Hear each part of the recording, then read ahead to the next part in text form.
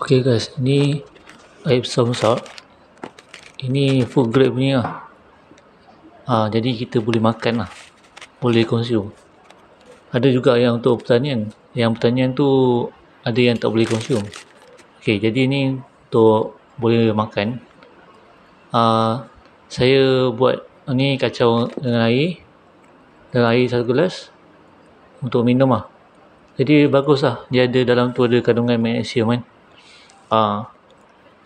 Jadi saya minum ni lepas exercise lah ataupun berpeluh. Jadi macam kadang sengal-sengal otot kan, saya minum lah ni.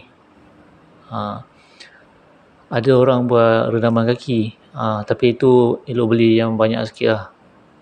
Yang kalau nak rendam kaki, kacau dalam baldi, air dalam baldi atau rendam kaki lah.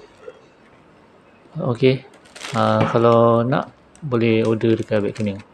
Rasa air ni saya pakai setengah sudu teh je, kacau sampai larut, minum. Kalau rasa macam dia rasa macam air mineral yang dia macam payau-payau sikit lah. Dia tak masin, dia payau-payau sikit. Jadi dia punya bentuk garam ni macam kristal sikit lah. Setakat ni saya minum okey je. Ni saya kacau minum. Minum. Okey lah, rasa boleh telan lah. Tak masin pun.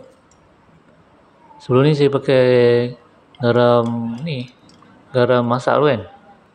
Tak best lah. Ini lagi best lah. Mahal sikit tapi boleh.